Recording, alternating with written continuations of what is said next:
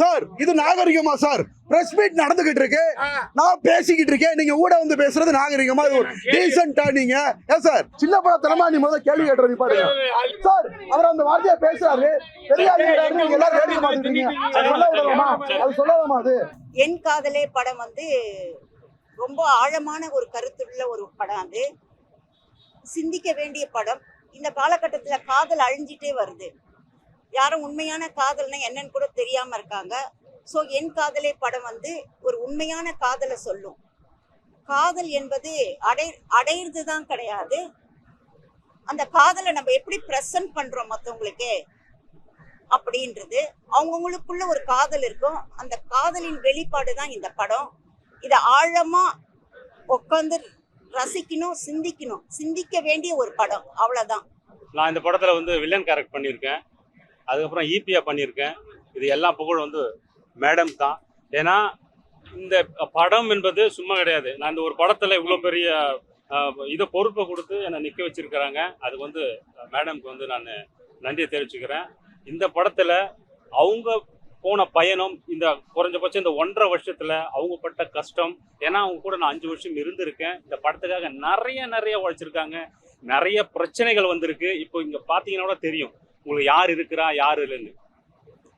இப்போ இங்க என்னன்னா ஒரு ஒரு ஒரு சினிமாவும் சரி, ஒரு இண்டஸ்ட்ரியும் சரி, ஒரு பொது இடத்துலயும் சரி, ஒரு பெண்ணை வந்து எங்கேயுமே வந்து என்னன்னா நிக்க வைக்க எல்லாமே இது பண்றாங்க. அவங்களுக்கு வந்து ப்ரெஷர் கொடுக்கறது, அவங்களுக்கு என்ன சொல்ல டார்ச்சர்னு கூட சொல்லலாம் எல்லா விதத்திலையும்.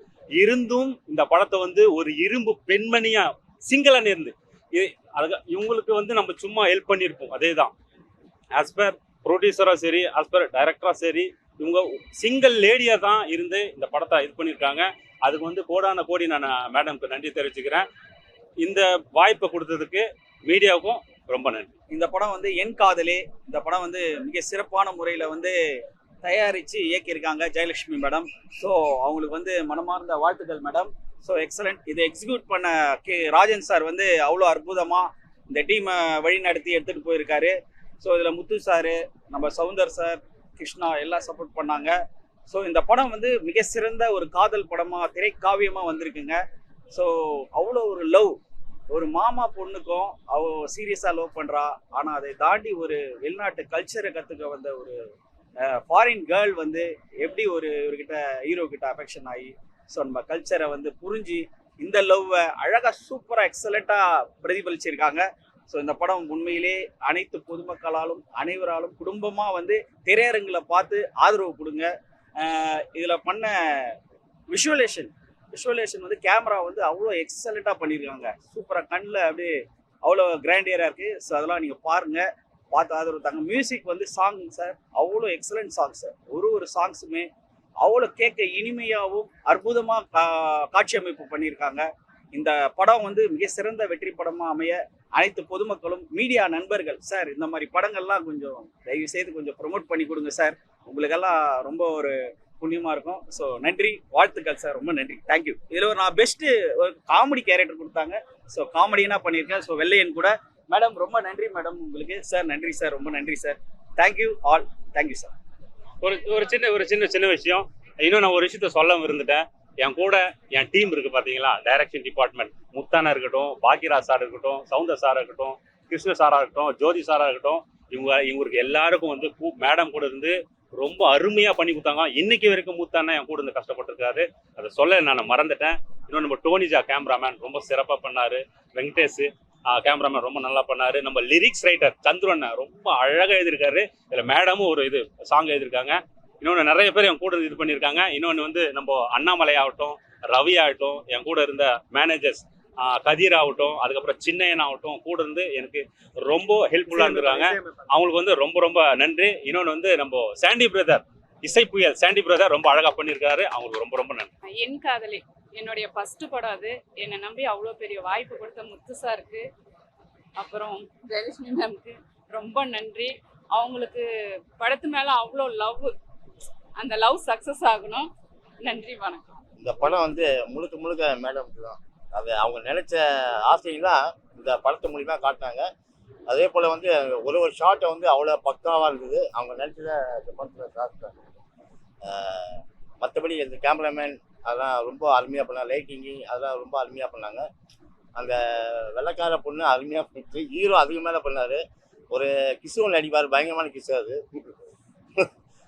டோட்டலாக யூனிட்டுக்கு என்னுடைய மனமார்ந்த வாழ்த்துக்கள். இந்த படம் வந்து நீங்கள் தான் எடுத்துகிட்டு போய் நல்ல ஒரு இதுவாக கொடுக்கணும்.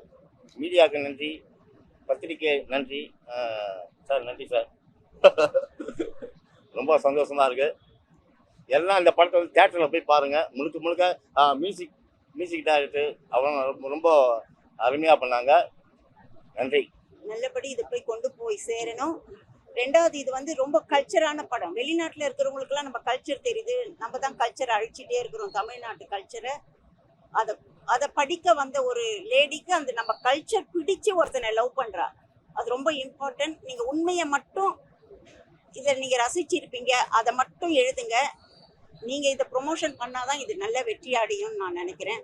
வந்த அனைவருக்கும் என் காதலே படத்தோட ப்ரிவியூ ஷோவில் வந்து இப்போ நான் வந்திருக்கேன். ஏன்னா உங்கள் எல்லாருக்குமே தெரியும், தமிழ்நாட்டோட நடிப்பு அரக்கன் watermelon star doctor D Diwakar producer மேடமோட ரெக்வஸ்ட்னால ப்ரிவியூ ஷோவுக்கு வந்திருக்கேன். என் காதலே படம் ஆக்சுவலாக தமிழ் கலாச்சாரம் அழிஞ்சு வந்துக்கிட்டு இருக்க காலங்களில் வந்து பார்த்தீங்கன்னா அந்த கலாச்சாரத்தை நினைவூட்டுற வகையில் ரொம்ப அருமையாக சிங்கப்பண்ணே அப்படின்ற ஒரு வார்த்தைக்கு இணங்க ஒரு, அதாவது ஸ்கிரிப்ட் ரைட்டர், அதாவது கதை எழுத்து திரைக்கதை டைரக்ஷன் எல்லாத்தையுமே வந்து பார்த்தீங்கன்னா ஒரு டைரக்டராக வந்து பண்ணியிருக்காங்க. மேடம் வந்து டைரக்டர் கம் ப்ரொடியூசர். அதாவது இது வந்து ஒரு ஃபர்ஸ்ட் டைமாக இருக்குது. ஒரு பெண்ணே வந்து பார்த்தீங்கன்னா ப்ரொடியூஸ் பண்ணி டைரக்ட் பண்ணி நல்ல ஒரு கதையை வந்து மக்களுக்கு விருந்தாக அளிச்சிருக்காங்க. ஆக்சுவலாக எல்லாருக்கும் சொல்லிக்கிறது என்னன்னா, நிறைய திரைப்படங்களில் வந்து பிரச்சனைகள் வருது. அதாவது நடிக்கிற நடிகர்கள் ஆர்டிஸ்ட்டுக்கும் சரி, ப்ரொடியூசருக்கும் சரி, டைரக்டருக்கும் சரி, ஒரு குடும்பத்தில் ஏதாவது ஒரு பிரச்சனைகள்னா அவங்களுக்கு ஒரு ஆள் விட்டு கொடுத்து எல்லாம் வந்து ப்ரிவியூ ஷோவாக இருக்கட்டும் அல்லது ஆடியோ லான்ச்சாக இருக்கட்டும், அதில் நடித்த நடிகர்களும் நடிகைகளும் கலந்துக்கிட்டு பொதுமக்கள்கிட்ட வந்து அதை வெளிப்படுத்தலாம். அதை விட்டுட்டு சின்ன சின்ன சச்சரவுகள் சண்டைகள் குடும்பத்தில் இருக்குது அப்படின்றதுக்காக ஒன்றும் இல்லைங்க. இப்போ பிள்ளைக்கு கல்யாணம்னா அவங்க அப்பா அங்கே வராமல் இருப்பாரா? அது மாதிரி தான் தமிழ் திரையுலகங்களில் சில விஷயங்கள் நடந்துக்கிட்டு இருக்கு. இதை பார்க்குறப்ப ரொம்ப மனசுக்கு வேதனையாகவும் கஷ்டமாகவும் இருக்குது. ஸோ குடும்ப பாங்க நல்ல படமாக இருக்குது. நிறைய புதுமுகங்களுக்கு வாய்ப்பை கொடுத்துருக்காங்க.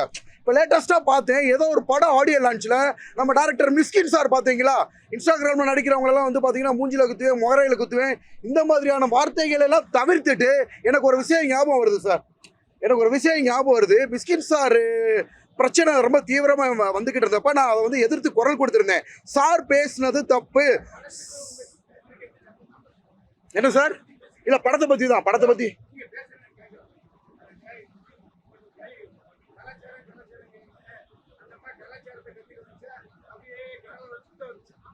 சார், அது ஒரு படம் சார். அவங்க சரி கேளுங்க சார், அது அவங்க படம் திரைக்கதை படமா எடுத்திருக்காங்க, கலாச்சாரத்தை பத்தி சொல்லியிருக்காங்க. அதை ஏன் சார் அதை பத்தி நானும் ஒரு படம் பார்த்திருக்கேன். நான் படம் பார்த்தப்ப அந்த படத்தை பத்தி இல்ல சார், இவங்க படம் எடுத்திருக்காங்க, அந்த படம் பார்த்திருக்கேன். ஒரு பொது மனிதனை நான் கருத்து சொல்லக்கூடாதா? நான் வந்து என்ன சார் பிரஸ் மீட்ல தான் சார் சொல்றேன். இல்ல சார், நான் பேசிக்கிட்டு இருக்கப்ப நீங்க இடையூறா வர்றீங்களா? இது ஒரு சபை நாகரிகமா? இல்ல சார், நான் பேசுறேன். பத்திரிகை நிருபர்கள் வந்து பேட்டி எடுத்துக்கிட்டு இருக்காங்க. சார் இது நாகரிகமா சார்? பிரஸ் மீட் நடந்துகிட்டு இருக்கு, நான் பேசிக்கிட்டு இருக்கேன், நீங்க ஊட வந்து பேசுறது நாகரிகமா? இது ஒரு டீசென்ட்டா? நீங்க சார் வந்து ஒரு சீனியர் என்ன சார் பேச விடணும்? பிரஸ் மீட்ல ஆன்சர் பண்ணிக்கிட்டு இருக்கேன், கேட்டுக்கிட்டு இருக்காங்க சார். நீங்க நான் பேசுறது முடிச்சதுக்கு அப்புறம் வாங்க சார். அதுதான் சார் சபை நாகரிகம், அதுதான் சார் சீனியர் ஆர்டிஸ்டுக்கு உண்டான ஒரு மரியாதை. நான் பிரஸ் மீட்டுக்கு மீட்டிங் கொடுத்துக்கிட்டு இருக்கேன். என் காதலே படத்துல சார் பேசிக்கிட்டு இருக்கேன் சார், நான் முடிச்சது வாங்க சார். அதுதான் சார் ஒரு சீனியர் ஆர்டிஸ்டுக்கு நடிகருக்கு அழகு சார். உங்களை விட நான் ஒரு சின்ன பையன், குழந்தை மாதிரி. ஒரு பிரஸ் மீட் இவ்வளவு பேர் கேட்டுக்கிட்டு இருக்காங்க, அவங்களுக்கு ஆன்சர் பண்ணிக்கிட்டு இருக்கேன். இடையில இன்டர்ஃபியர் ஆகலாமா? சொல்லுங்க சார். நீங்க உங்க வேலையை முடிச்சுட்டு பேசுங்க சார். முதல்ல நான் பேசிக்கிறேன் சார். சார் என் காதலே படம் சரி கேட்டாங்க, நான் தான் பதில் சொல்றேன். பதில் சொல்ல விட மாட்டேங்கிறார்ல. இல்ல சார், சார் ரிப்போர்ட்டர்னாலுமே ஒருத்தவங்க கதவை பதிவிட்டதுக்கு அப்புறம் அவங்க கருத்தை சொல்லணும். பேசிக்கிட்டு இருக்க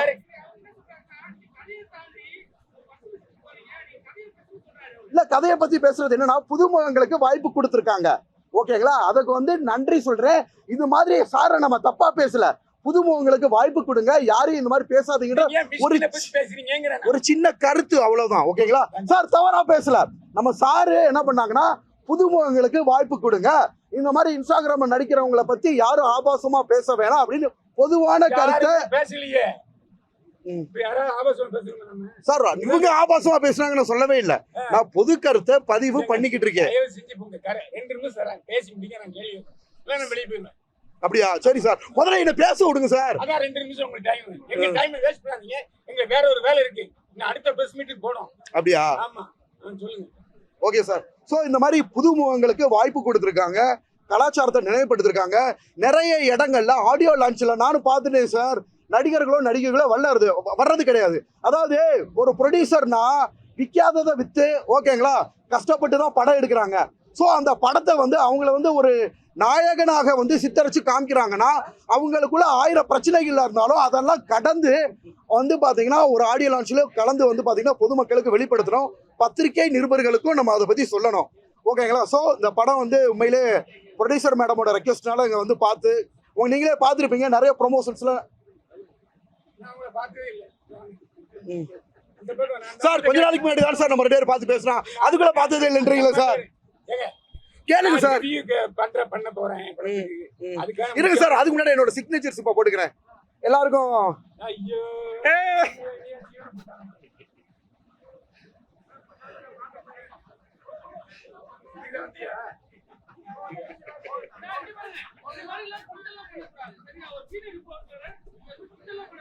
சார் யதார்த்தமா பேசுறார்.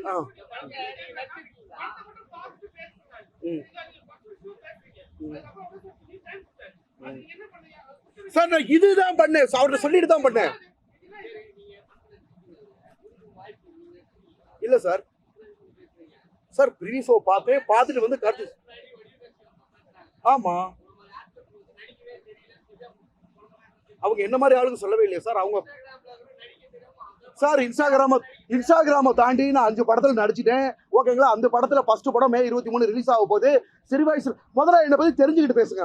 சின்ன வயசுல இருந்து என்ன சார், அதான் என்னை பத்தி தெரிஞ்சுக்கிட்டு பேசுங்கன்னு சொல்ல வரேன். என்ன கேட்கிற கேள்விங்களா? நீங்க அவ்வளவு பெரிய ஆளா? நல்லது. நானும் பத்திரிகையில பதிவு பண்ண வரேன். அப்பா அது வந்து ஒரு சீனு, அததான் நினைச்சு சின்ன படத்தனமா நீ முதல்ல கேள்வி கேட்டுற. நீ பாருங்க.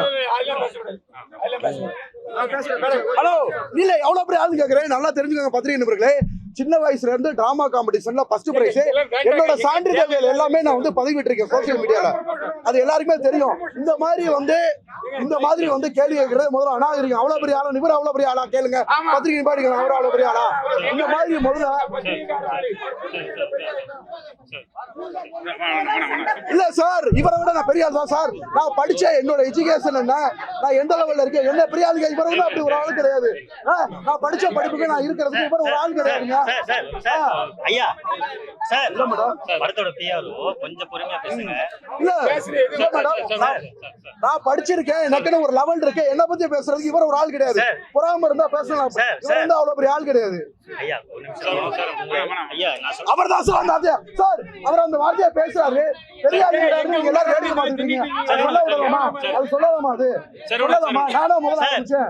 பெரிய ஆள் அவர் தானே பேசுறாரு. ஒரு நிமிஷம் இருங்க சார், நம்ம பேசிட்டு நீங்க பாட்டு பேசலாம். அப்ப என்ன சொல்றீங்க? பிஆர்ஓ சொல்றேன்னு சொல்றீங்க, நீங்க பாட்டு பேசிட்டே இருக்கீங்க. மச்சான் ஓகே. என்னது பத்திரிகை நீ பெரிய ஆளான்னு கேக்குறீங்களா? நீ பெரிய ஆளா? சார் விடுங்க.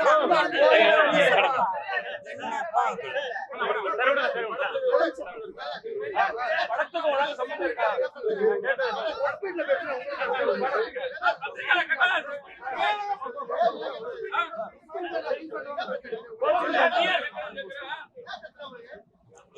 ஏங்க ஒருத்தரை போட்டு இத்தனை பேர் கலாய்க்க கூடாது, விட்டுடுங்க. ஒரு பத்திரிகையாளர் காட்சிக்கு அப்புறம் ஒரு பிரிவை நடத்துறது இவ்வளவு மோசமான அனுபவம் நான் தான் செஞ்சேன். யார் இந்த ஆளு? ஏன் இவ்வளவுதான் பேச விடுறீங்க? நான் அப்பயே சொல்றேன், வெளியே போய் சொல்லுங்க. ஏன் போக சொல்ல? நான் கேட்டது உங்க படத்துக்கான விஷயம். என்ன படத்தை போடவே மாட்டாங்கன்னா அத போட மாட்டேன்னு சொல்லுங்க. அத போட மாட்டேன்னு சொல்லுங்க. உங்க படத்தை போடவே மாட்டேன்னா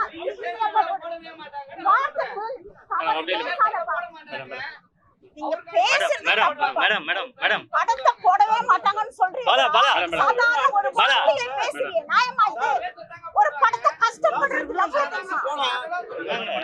அம்மா அம்மா அம்மா அம்மா ஒரே செகண்ட் நிறைய பேர் கரெக்ட் விடுங்கம்மா அவங்க அப்படிதான் எவ்வளவு கஷ்டப்பட்டு நாங்க தயாரிச்சு இந்த இடத்துல வந்து நிக்கிறது. அப்படி சொல்லுங்க.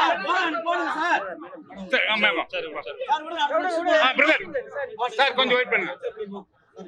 இல்ல, ஒரே ஒரு விஷயம், என்னுடைய ஒரே ஒரு கேள்வி என்னன்னா, இவங்க ஒரு கேள்வி கேக்குறாங்க. பைல்வான் சார் என்ன கேள்வி சொல்லுங்க. நான் போன படத்துலயும் உங்களை பார்த்தேன், மறுபடியும் பார்க்கவும் நீங்க சந்தோஷமா சொன்னீங்க. ஒரே ஒரு விஷயம், இந்த படம் கல்ச்சருங்கிறீங்களே, பண்பாடு விஷயத்துல நீங்க பினிஷிங்கே இல்லையே படத்துல. எந்த பினிஷிங்க கேக்குறீங்க நீங்க? முதல்ல ஒரு வெளிநாட்டு பொண்ணு கல்ச்சர் படிக்கிறதுக்காக இங்க வரா. சோ அந்த கல்ச்சரை சொல்லி கொடுக்கற ஒரு இதும் அந்த கல்ச்சர் பிடிச்சு அவள் மனசுக்கு ரொம்ப பிடிச்சு போச்சு. அதனால அங்க சொல்லி கொடுக்கறவங்க கிட்ட ஒரு காதல் கல்ச்சர் படிக்க வந்தா அவ மனசுல காதலே வரக்கூடாதா? அந்த டீனேஜ் அவங்களுக்கு ஒரு காதல் வருது. கல்ச்சரை படிச்சாளா? படிச்சதோட்டு தான் வாழறாங்க. படிச்ச கல்யாணம் பண்ணவன் ஏன் கால தூக்குனா அப்படின்னு உங்களுக்கு தெரியுமா? இல்ல, கன்சீவ் ஆயிருக்குன்னு நர்ஸ் சொல்லுங்க. யாரு கன்சீவ் சொன்னா? அவங்க 2 பேரும் கல்யாணம் பண்ணிக்கிட்டாங்க. கடல்ல கல்யாணம் பண்ணிக்கிட்டாங்க. கடல்ல கல்யாணம். ஆமா, நீங்க பாக்கலன்னா அதுக்கு என்ன பண்றது? அவன் சொல்றான்ல, இங்கதான் இந்த கடலுக்குள்ளதான் என் அம்மா அப்பா எல்லாமே இருக்காங்க அப்படின்ட்டு. அப்போ அவ சொல்ல வேண்டியதானே, என் புருஷன் இவருதான், நீ எல்லாத்தையும் சொல்லி எடுத்துட்டு போக வேண்டியதானே. கல்ச்சரை பத்தி கலாச்சாரம் காப்பாத்திக்கலாமே. கல்ச்சர் உங்களுக்கு என்ன எவ்வளவு கல்ச்சரை பத்தியே பேசிட்டு இருக்கீங்க. உங்களுக்கு நல்லா தெரியும் சினி ஃபீல்ட்ல என்னென்ன எப்படின்னு பேசுறீங்க. இந்த காலகட்டம் எப்படி அழிஞ்சிட்டு வருது, காதல் எப்படி அழிஞ்சிட்டு வருது. அவ யார் தெரியுமா? அவ லவ் பண்றாள்ல ஒரு காதலை, அவ அந்த அத்தை பொண்ணு மனசுக்குள்ள எவ்வளவு ஒரு தெய்வீக அதெல்லாம் பாத்துட்டேங்க. அத டீடைலா அவனே சொல்றான், நான் நீ அம்மாவை பாத்துட்டேன்னு. முடிஞ்சு போச்சு இல்ல. அப்போ அவ அந்த வெள்ளக்காரி காதலை சக்சஸ் பண்ணிட்டு சுபமா முடிச்சுக்கலாமே. கலாச்சாரம் எல்லாம் இருக்குங்க, நல்லாதான் இருக்குது.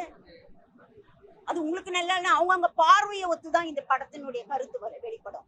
ஒருத்தன் வந்து கல்ல பாப்பான், அங்க ஒரு காவியமா அவனுக்கு தெரியும். ஒருத்தன் மரத்தை பாப்பான், அது காவியமா அவனுக்கு தெரியும். எங்க இருக்குது எல்லாமேனா நம்ம கண்ணுல தான் இருக்கு. நம்ம பார்க்க வேண்டிய கண்ணுல இருக்கு. இந்த படத்தை நல்லா பார்த்து நோக்கி அவளுக்கு காதலே வரக்கூடாதுன்னு. அப்ப கல்ச்சர் இருந்தா காதலே வராதா? அப்ப நம்ம எல்லாம் புள்ள பெத்துக்கிறோமே, கல்ச்சரே இல்லாம என்ன பேசுறாரோ.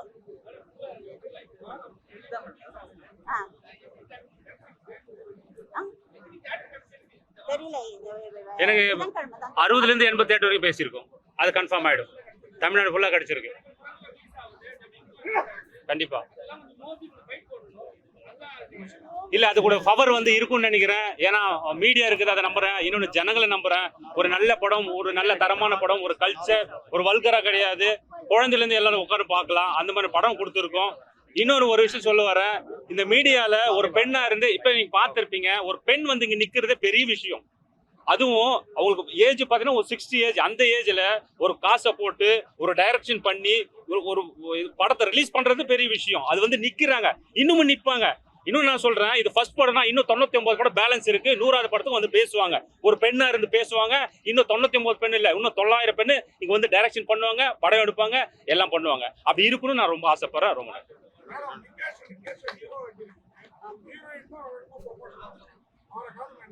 அது அவருக்கு தாங்க தெரியும். அவர் நடிச்சிட்டாரு இல்லைங்க, நடிச்சிட்டாரு. யாரு 1000 தடவை கூப்பிட்டேன். அவர் நடிச்சிட்டாரு, முடிச்சிட்டாரு, பைசாவை பாக்கெட்ல போட்டாரு, முடிஞ்சிச்சு. தயாரிப்பாளர் அது அவருக்கு நன்றி நினைக்கணும். அவரு நம்மள ஒரு ஹீரோவா போட்டு, அவங்க அம்மா படம் எடுப்பாங்களா? இவ்வளவு பணத்தை போட்டு அவரை ஹீரோவாக்குவாங்களா? இல்ல அவங்க குடும்பத்துல இருந்து பணத்தை போட்டு வந்து ஒரு படம் எடுப்பாங்களா? முடியாது இல்ல. ஆனா அவரை தைரியமா வச்சு ஒரு படத்தை பண்ணி பெண்களை வந்து இழிவுபடுத்தாதீங்க. முதல் அவங்கள ஒரு நிமிஷமாவது, இங்க எத்தனை பேரும் ஆம்பளைங்க தான் இருக்கீங்க, ஏன் ஒரு பெண்ணா வந்து ஏன் ஒரு ஆறுதல் கூட கிடையாது? அதே மாதிரி அந்த ஹீரோக்கு தெரியல, அவருக்கு நம்மள ஒரு பெரிய ஹீரோவா ஆக்கி இருக்கிறாங்க. இவரு இதை விட முன்னாலே இந்த மாதிரி படம் நடிச்சிருந்தா கேளுங்க.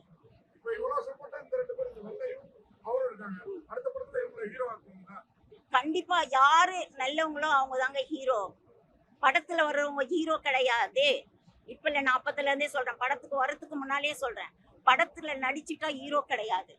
புரியுதா? ஹீரோயிசம் யார் பண்றாங்களோ அதுதான். ஆனா நீங்க எல்லாருமே வந்து சப்போர்ட் பண்ணுங்க, அவ்வளவுதான். ஓகே.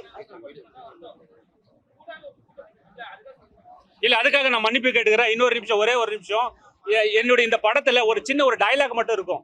அதாவது காப்பாத்துற வந்து அவன் இது கிடையாது, ஆம்பளை கிடையாதுன்னு நான் ஒரு டயலாக் ஒன்று அடிப்பேன். அதில் அதாவது ஹீரோ கிடையாது, காப்பாத்துற ஹீரோ கிடையாது ஒரு டயலாக் ஒன்று இருக்கும். காப்பாத்துற எல்லாமே ஹீரோ கிடையாது.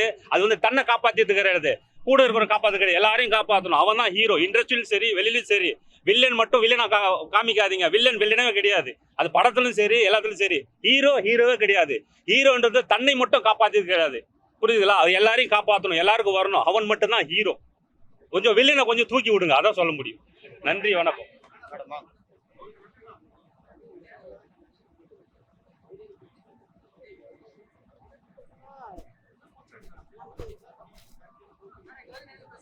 இல்ல என்னன்னா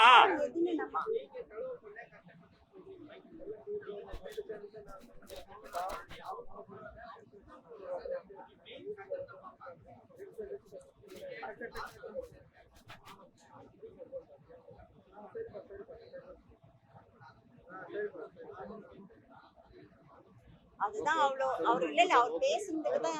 இல்ல அதுக்காக நான் சாரி கேட்டுக்கிறேன். இவங்க எல்லாருக்கிட்டையும் ரொம்ப சாரி கேட்டுக்கிறேன்.